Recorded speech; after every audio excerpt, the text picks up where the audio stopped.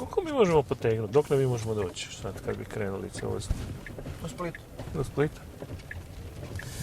Dobar dan svima, iako je kišni dan, sa mnom se danas vozi gospodin Julije Domac, novo ustoličeni predsjednikov savjetnik za zelenilo, a inače gospodin Domac je stručnjak međunarodnog karaktera i ugleda, predsjednik Fedarin, međunarodne vrlo ugledne organizacije za obnovljive izvore energije, energetiku i tako dalje. I vi ste ravnatelj REGE, jedne od najuspješnijih agencija u Hrvatskoj za privlačenje novca iz europskih fondova vezano za energetsku učinkovitost, obnovljive izvore energije i tako dalje. Sad bi predugo trajalo da ja nabrajam šta vi sve radite. Sve manje više točno. Ajde, zelenilo ne znači hortikultura, zelenilo u prijevodu znači energija i klima. I dakle mi se bavimo, REGEA se bavi promocijom obnovljivih izvora energije, energetske učinkovitosti, održive gradnje, sve što se tiče nekakve čiste energije, to bi bio zajednički nazivnik. Da. Nuklearna ne. Nuklearna ne. Pa neki bi rekli da je nuklearna najčišća. Da, to se lome, naši svijeta energije. To se lome koplja tradicionalno oko toga. Čista je definitivno pod uvjetom da je sve kako treba, ali nakon iskustva Japana koje je tehnološki superiorna i organizacijski savršena nacija koji Fukushima je pokazala što misli o tome. Kad se desilo što se desilo u Japanu u Fukushimi, onda mislim da više nije stvar upitna šta se može desiti negdje drugdje. Tako da to ne smatramo čistom energijom, barem u našem svijetu. Kao ni hidrogen. Dobro, hidrogen je čista energija, ali po meni još daleko od uporabne vrijednosti. Pa dobro, tu sad je, ovisi kako dođemo do njega, dakle to ima potencijala biti čista energija, ja bih rekao ipak više nego nešto drugo. Da, je, slažem se. Ali međutim, ono što je zanimljivo kod hidrogena, kod mene je da je on, što sam primijetio, da je on već jedno 30-40 godina se o njemu priča u kontekstu energenta budućnosti. Pa ja vjerujem da će to ostati energent budućnosti koji će ostati u budućnosti, jer njega najviše zagovara upravo autoindustrija koja je cilj da zadrži moć, da zadrži pozicije, a to može zadržati samo ako ima cisterni, pipaka i nekih elemenata kontrole. Kod solara i obnovljivih ne može to niko kontrolirati, ovdje mogu u principu i zato možda to guraju. Najviše zbog toga guraju. To se može diskutirati o tome dugo. Doduše i solarna energija i fotonagon je dugo bila energija budućnosti i dugo su cijene bile takve da nije se moglo razmišljati o nečem ozbiljnjem. I eto, zato se nije zapravo dosta dugo ni događalo previše toga, barem ne u Hrvatskoj. Sad smo vidjeli da eto, ta nekakva krivulja učenja je odradila svoje i da smo mi došli u situaciju da imamo komercijalno potpuno prihvatljivu energiju iz fotonapona i da je fotonapon postao konkurentan. Tako da eto, i ovo je pitanje za raspravu, ali eto, vidjet ćemo što će budućnost pokazati. Da, dobro, hidrogen nitko ne opstruira, a solare su itekako opstruirali i električna vozila. Znamo šta se događalo od onog General Motorsovog EV-a, što je film snimljen, Who Killed the Electric Car, pa onda kasnije šta se događalo sve do danas i kroz opstrukciju Tesle. Na kraju krajeva i ja nailazim na opstrukcije kao jedan mali kotačić u tom e-mobility svijetu, na mali miš, pa se može primijeniti, znači on to son ogledalo velikog i malog jednako, je li? Pa dobro, uvijek kad je novac u pitanju, opstrukcija se dešava i mi smo sad svjedoci da čista energija i obnovljivi izvori energije iz tog jednog svijeta pozitivnog hobizma, neću reći amaterizma, to ima neki loši prizvuk, ali nekakve čiste pozitive prelazi u komercijalni svijet. Entuzijazma, to mi je falila ta riječ. Prelazi u čisto komercijalni svijet i naravno tu onda više nije bitno ko je dobar, ko je loš, nego samo ko će više novaca i profita donijeti. I to je realnost naša, mi živimo u takvom svijetu i tu nema izbora. Tako da moramo se navići na ideju da obnovljivi izvori energije, čista energija je isto tako podložna profitu i svemu onda što se u lancu ljudskog uma dešava kao i fosilna energija nekad. Pa, je li vam poznat podatak koliko naftna industrija zaradi u minuti, svakoj minuti, to jest ne zaradi, nego koliko prihoduje u minuti, samo od prodanog svojih energenata za vozila? Ma čuo sam ja taj podatak, znam da ne znam, je udio radne snage u naftnoj industriji nekakvih 3%, na tome jasno je koliko je tu prostor za profit. Da, 2,5 milijuna u minuti, što znači golema sredstva i goleme milijarde dnevno. Znači svaki dan odgađanja ili bilo kakvog dileja vezano za električna vozila i obnovljive izvore energije, njima je novi prihod bez obzira koliko će zagaditi, a onda stotine milijuna troše u PR da bi ljudima kak ti pojasnili kako stvari stoje. I onda imamo ovo što smo spomenuli, mindset, gdje djeca kad se igraju autićima govore brn brn, a ne govore zzz, ili ne znam, macho man je uvijek sa benzinskim nekakvim vozilom. Ja evo gledam neki dan jedan film, recentan novi film iz 2019. gdje već u prvom kadru se vidi jurnjava u kojoj nastrada odmah nekakav kamion, zgazi Nissan Leaf, stari model, nisu htjeli kupovati novi, poruka jasna i kroz cijeli film je više takvih. Nije to slučajno ništa, dobro, ja sam iz one generacije koja je bila sretna da ima bilo kakav autić, to smo se tome jako veselili kad bi nam kupilo, ali mislim fascinantan je podatak koliki je izdatak naftnih kompanija za PR, za negaciju klimatskih promjena. To je stvarno fascinantno bilo meni pročitati. Ali opet, para vrti svijet i naše društvo je, eto, na novcu sagrađeno, što je loše. 1 kuna ili 1 novčana jedinica uložena u elektromobilnost, obnovljive izvore energije se vraća 6 do 12 puta. Koliko se vraća 1 uložena u benzin, mislim. Nešto se vraća kroz ekonomiju, ali to je ekonomija po meni koja je već i po vama, po svim ljudima koji se bave ovim s čime se mi bavimo definitivno na izlaznoj strategiji. Sad je samo pitanje vremena koliko će se akcelerirati te promjene i koliko će governance i ovo što vi radite kroz svoje projekte i institucije u kojima ste prisutni je. Pa dobro, mi smo se na razini Europske unije odredili da želimo biti klimatski neutralan kontinent do 2050. godine. Mi sad već imamo primjer da zemlje članice kažu da će se rješavati vozila s unutrašnjim izgaranjem do, ne znam, Velika Britanija do 2032. Dakle, to više nije upitno. Dobro, oni više nisu u Europskoj uniji. Oni nisu za sad u Europskoj uniji, ali dobro, ajde, dio su tog kontinenta europskog i sustava europskih vrijednosti. Ovo je, eto, isto jedna nesretna politička priča. Ali mislim, smjer je jasan, dakle, ja mislim da nema više dilema u kojem smjeru idemo. Sad, hoće li nam treba duže ili kraće, koje su neke žrtve po tom putu, to ćemo vidjeti još. Ali nije više upitno. Pa dobro, kako onda jedna osoba, sad ću paziti na svoj rječnik, bez obzira što imamo prijateljski razgovor, s obzirom na vašu novu dužnost, vi ste savjetnik predsjednika Milanovića za energetiku i klimu. Prema tome pazit ću šta govorim kad govorim o nekim ljudima koje inače ne volim i jasno pokazujem da ih ne volim. Pa ću spomenuti recimo kako je moguće da onda možemo imati na čelu najmoćnije zemlje na svijetu osobu koja u potpunosti negira klimatske promjene i koja još javno pred stotinama kamera kaže, evo vidite, kad ide se našalit, svi govore o globalnom zatopljavanju, a mi se ovdje danas smrzavamo.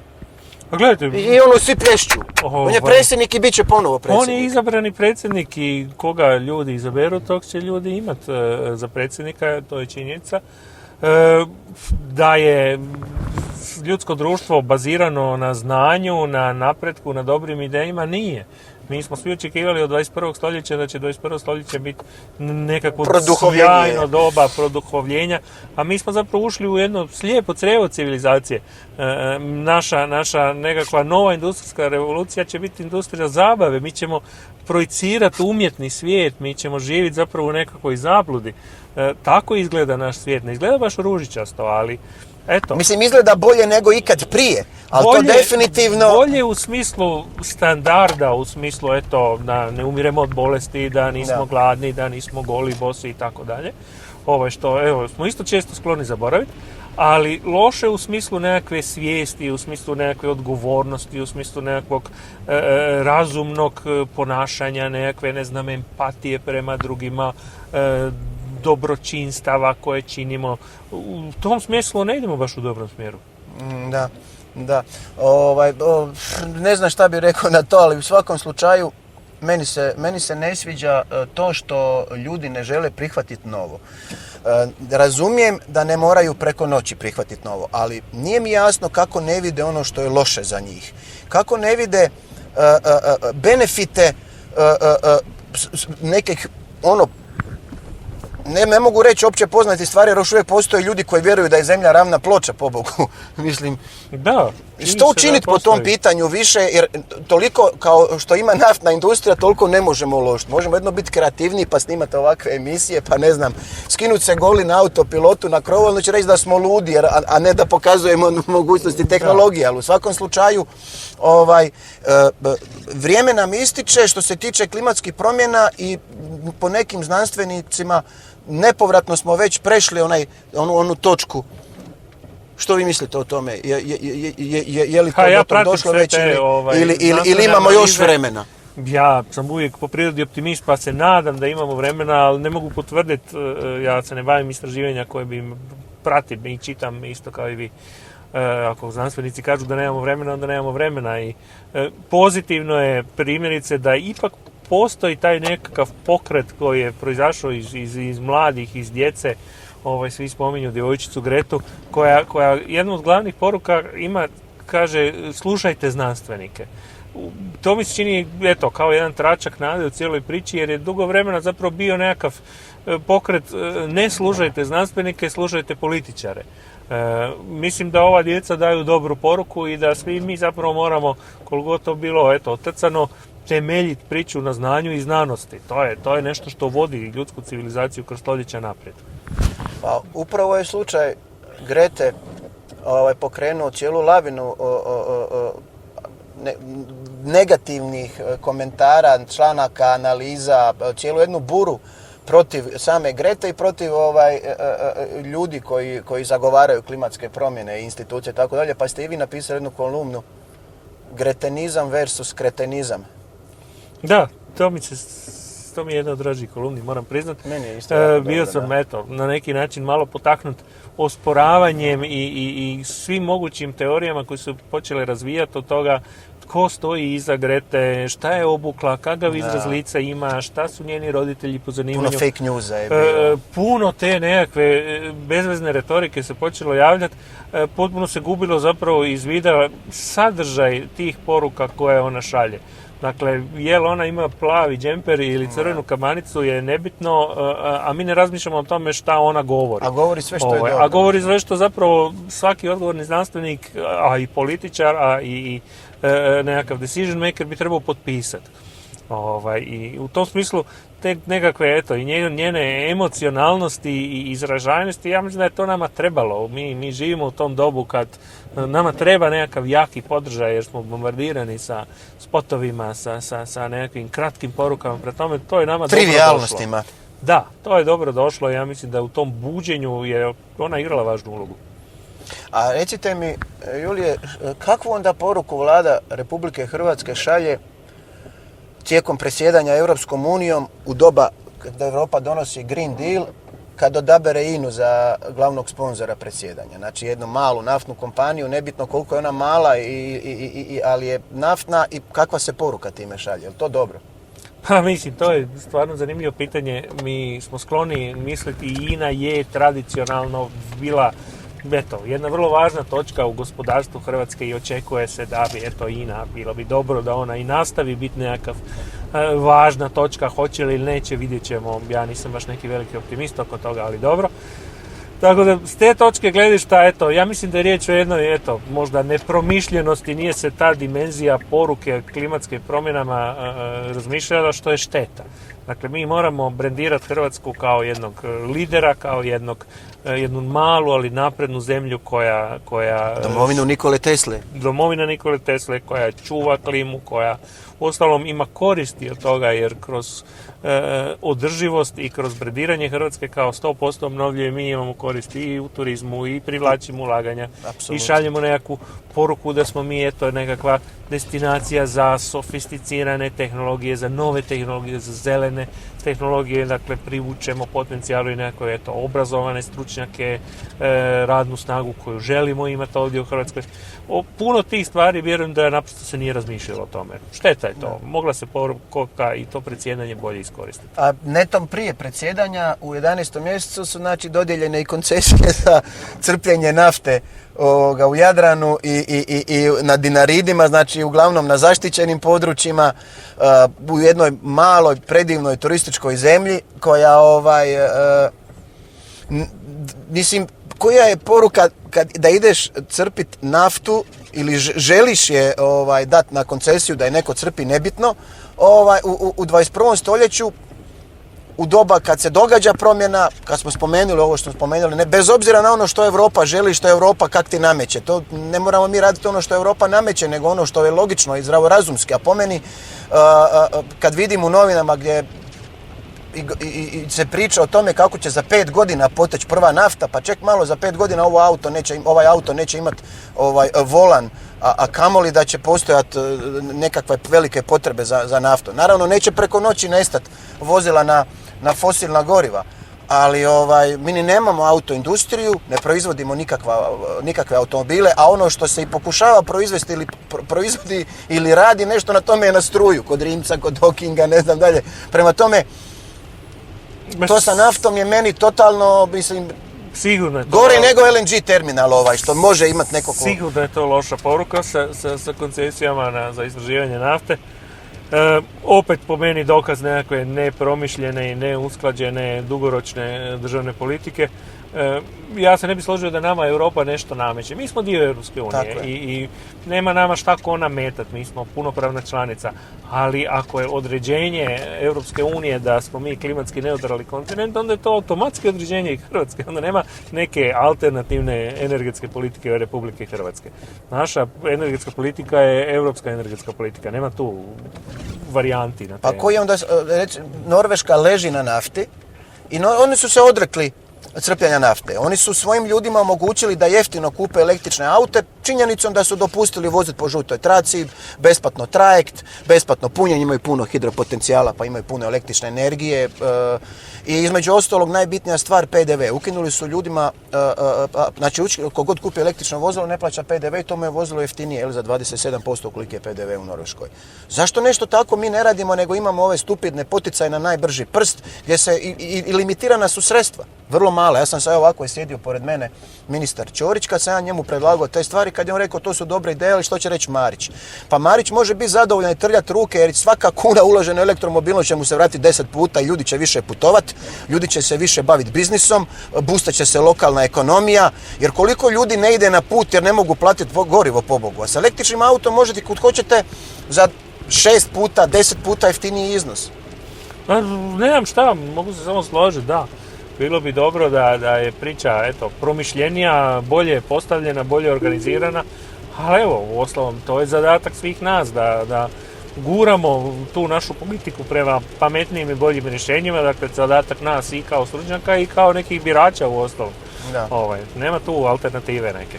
Dobro. Jesmo li mi kao država, kao što nas već postoje određene kritike iz Europske unije, da smo trojanski konj, ruski trojanski konj u Europskoj uniji, upravo zbog utjecaja Rusije, posredno preko INE, plinarskog PPD-a, preko političara određenih, da im sad ne spominjemo imena, da ih ne reklamiramo, i INA, MOL.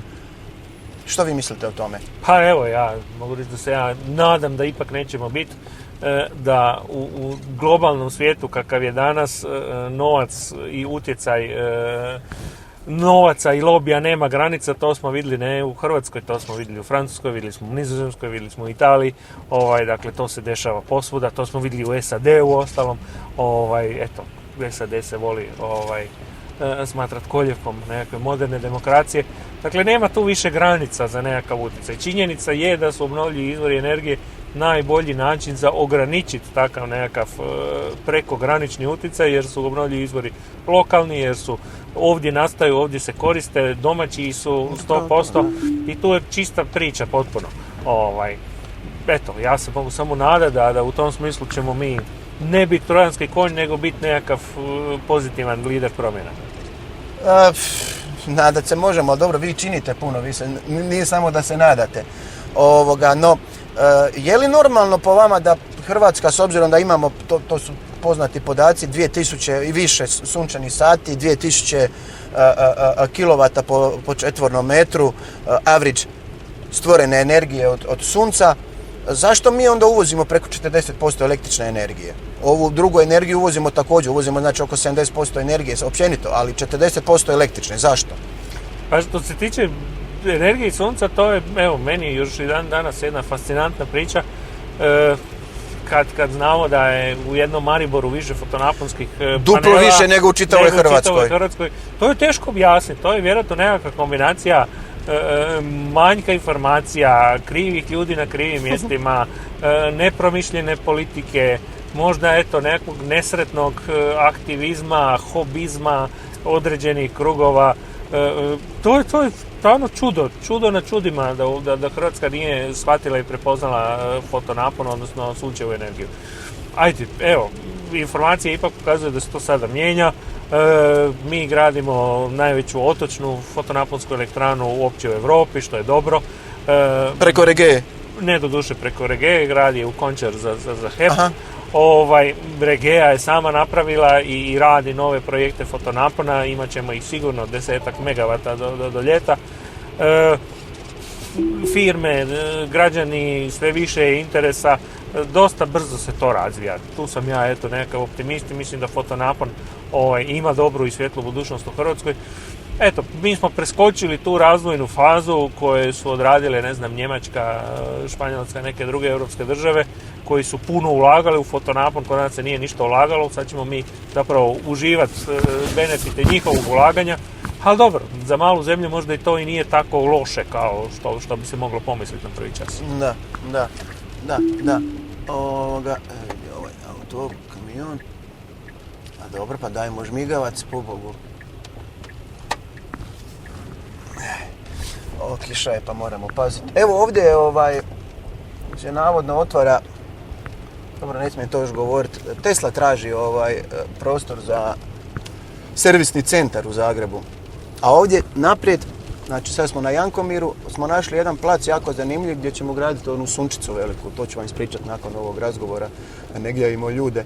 Uglavnom, ja bih volio da sad mi malo se svičamo i da vi malo vozite, da tu stanemo, jer je to običaj sa svim gostima, znači bez obzira jesu li vozili električni auto ili nisu, a ovo je sad drugi auto nego onaj u kojem sam se vozio sa gospodinom Mudrinićem, pa ćemo sljedeći put kad bude drugi gost opet neki drugi, da bude uvijek drugčiji. Znači ne reklamiramo ovdje Teslu u principu, ali je Tesla najbolji električni auto na svijetu, ali po meni najbolji auto od svih vozila koja se trenutno proizvode, pa onda na neki način u domovini Nikole Tesla je bilo logično ako razgovaramo o tehnologiji da to radimo u najboljem tehnološkom autu.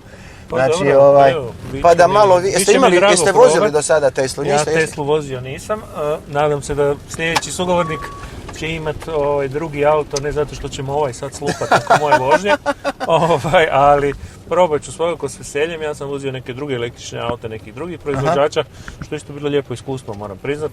Regea u ostalom ima u voznom parku jedno električno vozilo i vrlo ga često i rado koristimo, dapače. Što se tiče, sad ja bi malo o pozitivi, svičao se i na pozitivu, da ne ispadne da stalno pričamo o lošim stvarima. Obično da bi čovjek nešto napravio dobro mora detektirati šta ne valja pa da se popravi. Ali puno je lijepih stvari u Regei koje ste radili, vi ste jako puno i novca privukli iz europskih fondova za razne obnovljive projekte. Pa da, mi se trudimo zapravo razmišljati na takav jedan pozitivan način. U svakom od naša 3 ureda stoji onaj Disneyev navod, ako možeš nešto sanjati, možeš to i napraviti.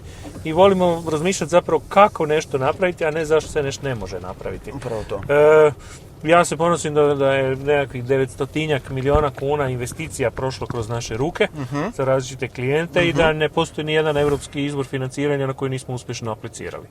To je meni jako zadovoljavajuće. Svaka čast. Hoćemo se svičati. Ajmo se svičati.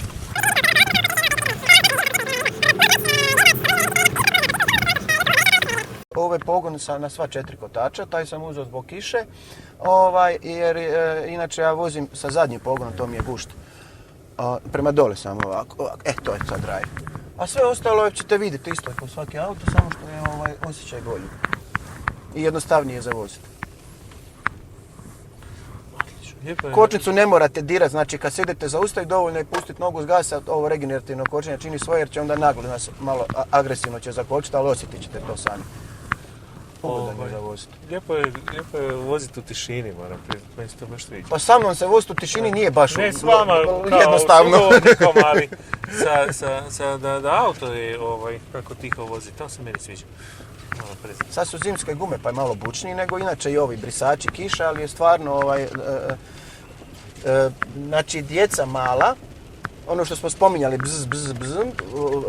moja kćer imala tu sreću da se od malih nogu vozila u električnom autu, pa ona kad je prvi put sjela u benzinski, jedan smo u taksiju se vozili, bio je taksi sa onim plinom, na plin. I ona sjedim unutra i pita mene moja kćer, tata, jesi ti prdnuo? Ja velim ljubavi, nisam, to se osjeti plin i pitam vozača, je li ovo na plin auto? Je, kako znate? Pa osjetimo plin, pa nemoguće. Tako da svaki put u principu kad sjednem u taksi ili neko drugo vozilo, osjetim te plinove, a da ne govorim o buci i o tome svemu. I tako moja kćer da stalno pita kakva je to buka jer se pokvario striček u auto kad uđemo u neki auto koji nije na struju. Jer od malih nogu se vozi na struju. Tako da je ona naučila to, ali je interesantno da mlađe generacije, s obzirom da radimo edukacija jako puno i užasno zanimljivo reagiraju pozitivno i inspirativno. I drago mi je kad se vozim još prije, to bila već atrakcija, danas puno više ima Tesli, kad klincima čitaš Susana, kad kažu tata vidi Tesla, znači dijete 4-5 godina zna raspoznat Tesla. Jer to nije auto, to nije vozilo, to nije statusni simbol za mene, nego je jedan tehnološki proizvod koji je iznimno koristan ne samo za onog koga vozi, nego i za okolinu svoju.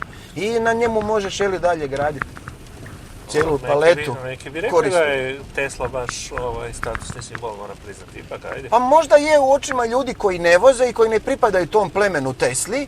Znači, 99% ljudi koje ja poznajem, a da voze Teslu, nisu Teslu kupili zato da bi bio statusni simbol, nego zbog mindseta. Ja organiziram Nikola Tesla i VRLI. Koji bi auto trebao voziti? Osim Tesle. U domovini Nikole Tesle. Znači ja bih smatrao izdajem nacionalnih vrijednosti, što ovi naši kažu tradicionalisti, kako kažu, konzervativne vrijednosti i ostalo, da ne bi iznevjerili. Tako ja smatram da je to nešto što je Mislite da je Tesla dovoljno jaki brend za Hrvatsku, jer smo mi Teslu shvaćamo kao naš brend ili ne? To je pitanje. Pa ja mislim da bi trebali shvaćati kao naš brend, jer je Tesla u Hrvatskoj, zahvaljujući naporima nekolicine pregalaca, uspjela dobiti mrežu punjača koji bilo ih je više nego auta. Ovo vam je osnovna škola Nikole Tesla, da, znam, koju sam ja nekad išao, danas ide moja kćer. I sad kćer ide. Da. Zato se mi vozimo ovdje. Bravo, sjajno. Meni je jako drago da u zadnje vrijeme se jako to osvijestilo vezano za Teslu i za njegov lik i djelo i zato smo pokrenuli tu akciju Domovina Nikole Tesle, ne samo zbog marketinga, nego da bi se implementirala pametna rješenja, da bi se osvijestila važnost znanja i to su senzori, samo registriraju da ste nagazili na crtu. Uglavnom, puno je lijepih prilika koje su pred nama i koje možemo iskoristiti kao nacija, kao zemlja, kao zajednica. I onda čovjeku bude krivo. Ja budem recimo ljut, ja ne budem tužan, ja budem ljut i ja se želim onda svađati, prepirati kad vidim neke propuštene prilike ili kad vidim kako nazovi energetski stručnjaci pričaju na televiziji ili u medijima o tome kako će električna vozila doći za 30-40 godina i da su obnovljivi izvori nestabilni. To svi inženjeri HEP-a smatraju da su im obnovljivi izvori energije neprijatelji, jer oni su mreža, a ovo narušava njihovu mrežu u principu, kako oni to gledaju. Mi imamo jedan drugi problem, ja mislim, znanja nikad dovoljno, ali mi ne volimo promjene, mi smo status quo nacija i mislim da je najveći problem inženjera u HEP-u nije toliko njihovo stručno znanje, koliko ideja da nešto moraju raditi drugačije nego što su radili jučer. A to se vidi u cijelom nekom dijapazonu državne uprave, velikih firmi, ne znam, to je u našem mindsetu, to je jako loše i to se moramo boriti protiv toga. Slažem se. paradigma se mijenja, sve se mijenja i imamo Sve se priliku mijenja, tako ugrabiti dobar dio kolača. Mislim, to je smisao cijele evolucije, da se mijenja i da onog časa kad se prestane mijenjati, znači da stagniraš. Ako ne napreduješ, onda stagniraš. Dakle, status quo je imaginarna kategorija za mene uvijek bila.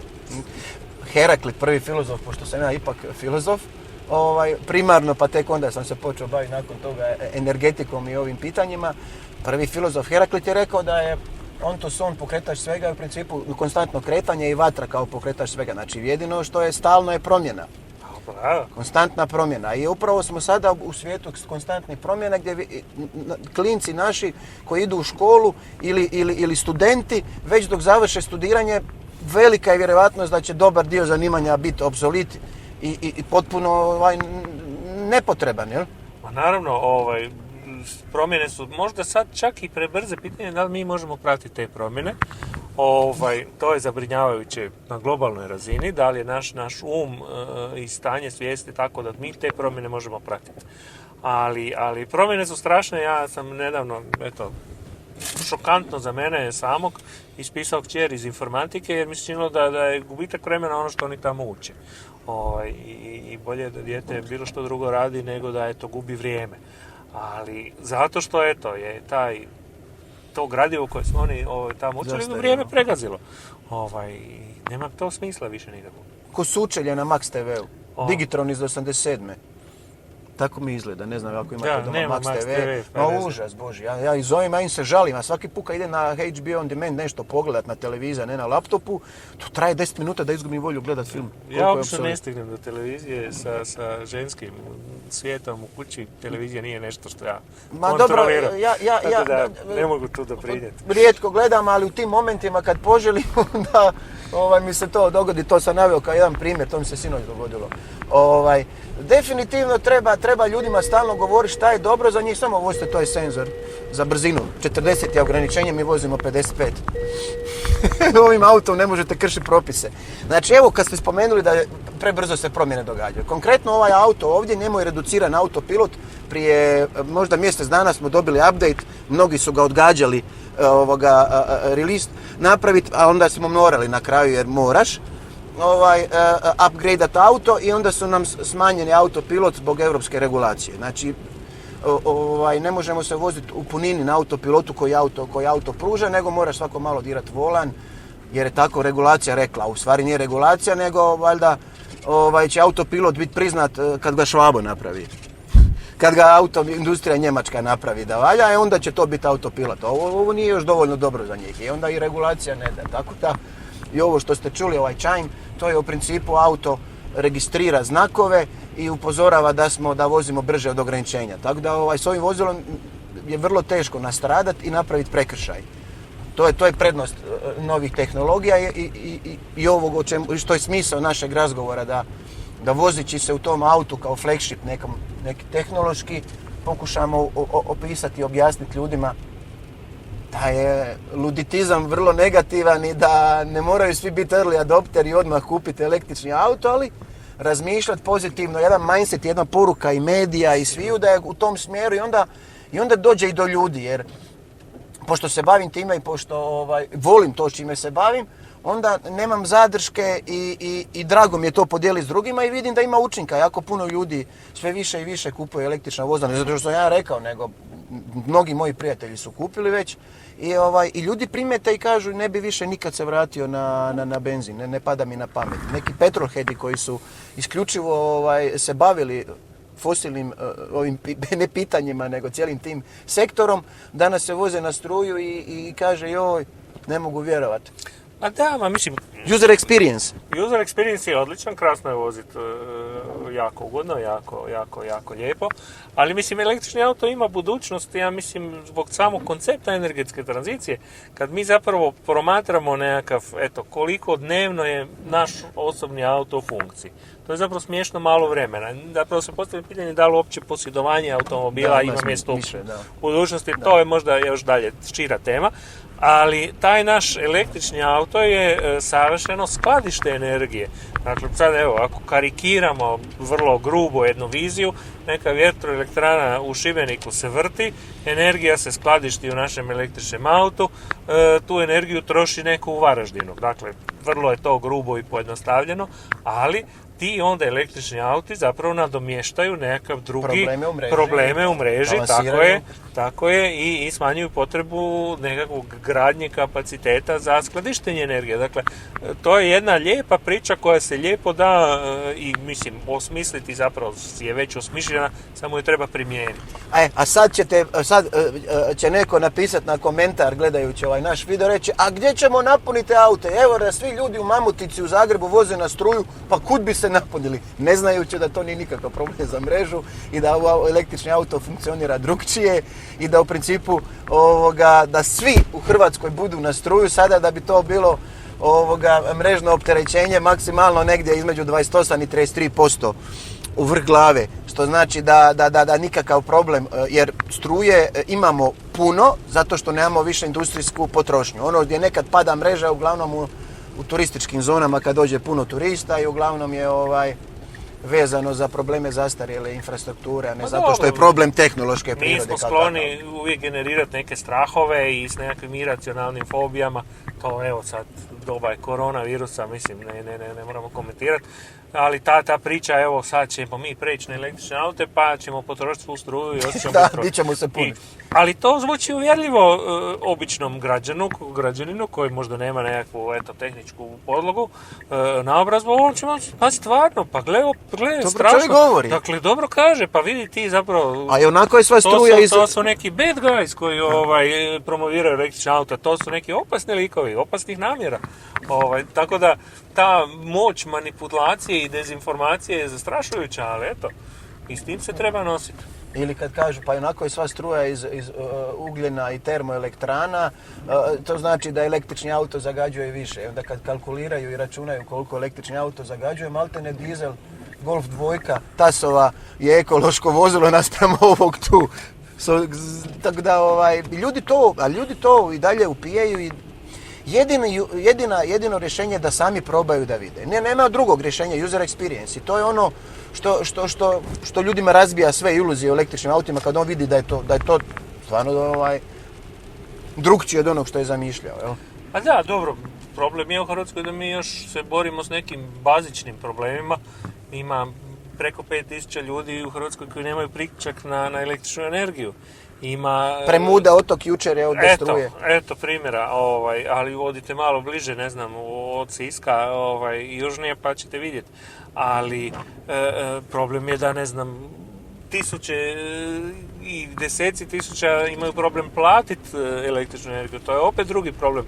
Dakle, mi se sad malo ulomimo između nekakvih bazičnih problema koji više ne bi trebali biti problemi i ovakvog nekog iskoraka koji se mora desiti, kao što su ali ja baš mislim, Julije, da električne vozila snažno mogu pomoći hrvatskoj ekonomiji, jer ljudi će manje trošiti. Ovi sve auta koje okolo vidimo su stara po 12-13 godina, užasno puno troše benzina ili dizela, rezervni dijelovi, servisi zagađuju, nesigurni su, ljudi stradavaju njima. Postoji matematika jasna koja se, ne moramo mi biti pametni, dovoljno je vidjeti primjere mikroregija u kojima ima više električnih auta, a da ne govorimo o Norveškoj, oni su bogati. Pa nisu oni bogati zato što su glupi. Onda bi mi trebali ustrajavati na svojoj gluposti pa da i dalje ostanemo siromašni, šta? Pa da, ja sam uvijek se borio protiv te percepcije, obnovljivi izvori su za bogate, sve što je dobro je za bogate, a onda šta? Onda nemojmo ništa ni raditi, nego... Pa mi smo bogati. Se pomirimo. Pa mi jesmo bogati, kao nacija. Mnogo čime, možda u nekim stvarima ne toliko, ali u nekakvom, intelektualnom i duhovnom smislu, tu još malo smo siromašni ponekad. Nažalost, ljudi ne shvaćaju ozbiljno ni klimatske promjene, a kamoli ono što je dobro za njih. Pa onda isto tako negiraju i klimatske promjene, ali naši gradovi, evo to je dobra priča, i tu ste jednom bili jako kritični, naši gradovi dalje nabavljaju dizelske buseve na natječaje europskih fondova. Kao Euro 7 dizel i tako dalje. Da, mene iznenadila ta vijest, ja sam to iz medija saznao.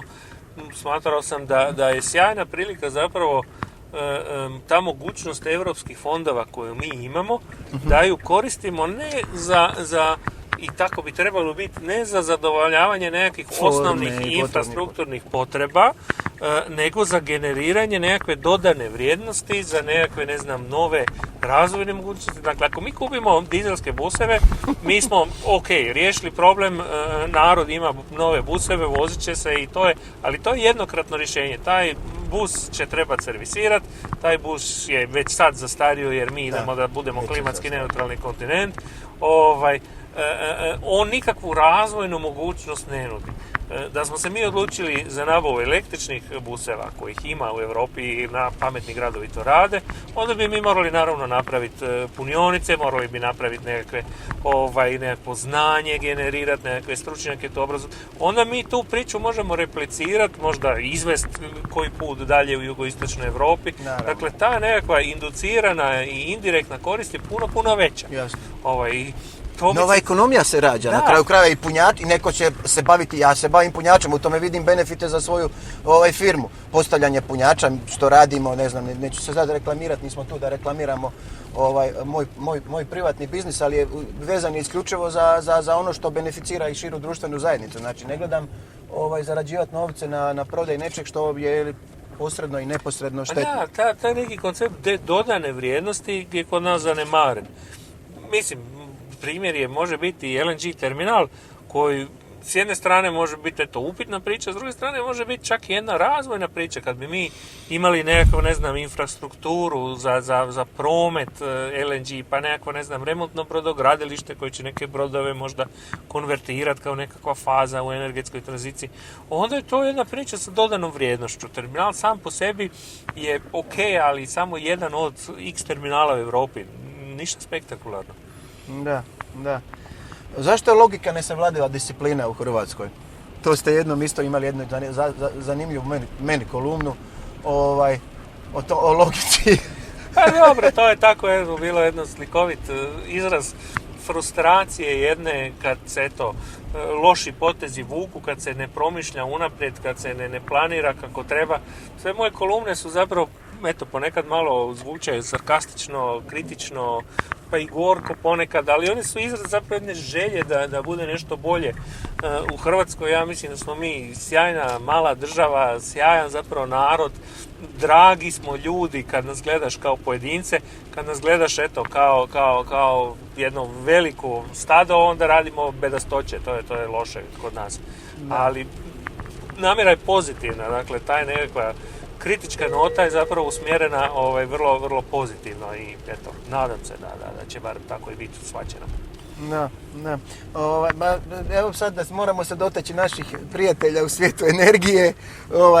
Tamo često se povedu rasprave o nuklearnoj energiji, o obnovljivima, o fosilima. Ono što mene recimo začuđuje je da ljudi koji se bave energetikom da li ne znaju ili ignoriraju stvarno benefite. Kako neko može govoriti da su obnovljivi izvori energije nestabilni? Mislim, u 21. stoljeću kad znamo za battery storage, kad znamo za sve ove tehnološka rješenja, imamo fuzijski reaktor iznad glave. Mislim, zar je bolje onda kopati naftu ili koristiti taj nepotrošivi izvor energije? Pa dobro, ajde, Svijet energije je jedna Facebook grupa koja dobro, malo smo se dotakli čisto. Po meni ponekad na rubu nekakve, iz Afrikancije, i nekakvog podbadanja stručnjaka, što je zapravo pozitivno, meni se sviđa da se mišljenja suprotstavljaju, to je uvijek dobro. Ali ajde, slažem se da je ta mantra o nestabilnosti obnovljivih izvora energije totalno iracionalna i umjetno stvorena. Ja mislim da je to dio te lobističke priče sa početka našeg razgovora, koja se sad ponavlja i uvijek je ako se nešto ponovi dovoljno broj puta, onda postaje istina. Tako da tu nema načina nego s nekakvim znanjem, informacijama, dokazima pobijati. Pa mi smo na razini Europske unije došli do toga da imamo udjel energije, električne energije iz vjetra preko 30%. Sad već to se smatralo da je apsolutno nemoguće i totalna utopija. Ali evo, to se dešava iz dana u dan, zadnjih dana i niko se više ni ne čudi tome previše. Da. Šta ima novoga da radite? Pa evo, dovršavamo nekakve velike dosta projekte energetske obnove zgrada, rekonstrukcije javne rasvjete, fotonaponska priča je u zamahu. Mi imamo u pipelineu sad već 20-ak projekata, već vrlo solidnih kapaciteta. Čekamo zapravo i novi zakon o tržištu električne energije, nadamo se da će to otvoriti vrata fotonaponu do kraja, ali računam da ćemo ove godine imati investicija, konkretnih investicija više nego ikada do sada. Ovo što ste prihvatili ovu dužnost u uredu predsjednika, već se vidio vaš rukopis i na inauguracijskom govoru kad je predsjednik spomenuo klimatske promjene i to je u principu bilo dosta zapaženo u međunarodnoj javnosti. Znači to pitanje je jako važno i dobro je da se netko kod nas toga sjetio, pogotovo novo izabrani predsjednik. To je ovako malo... Pa ja sam jako ponosan da je novi hrvatski predsjednik prepoznao to kao važnu temu, da Hrvatska ima takvu poziciju, mislim da je to dobro. Po tome smo čak već evo ovih nekoliko dana novog mandata i u Europi postali prepoznati i ja se mogu samo nadati da je to smjer jedne generalne promjene u hrvatskom društvu i hrvatskoj politici, što nam svima treba, ništa drugo, sve drugo je prerano komentirati. Da, pa evo, ja vam želim sreće onda i da što duže tamo ostanete i da znam da predsjednik nema tu zakonodavnu ni izvršnu vlast, ali definitivno mindset je ono što nama potrebno, a ne samo zakoni, jer zakoni su ponekad, imamo ih previše možda, ali mindset to je nešto na što svi možemo utjecati i mijenjati. Bilo mi je jako zanimljivo s vama razgovarati. Evo, brzo je prošlo ovo vrijeme. Hvala na prilici, bilo je zgodno i voziti se i razgovarati. Da, vidimo se ponovo. Poštovanje. Hvala i vama što ste nas gledali i slušali, a sljedeći put će ovdje sjediti netko drugi, ali vjerujem jednako zanimljiv. Pozdrav svima!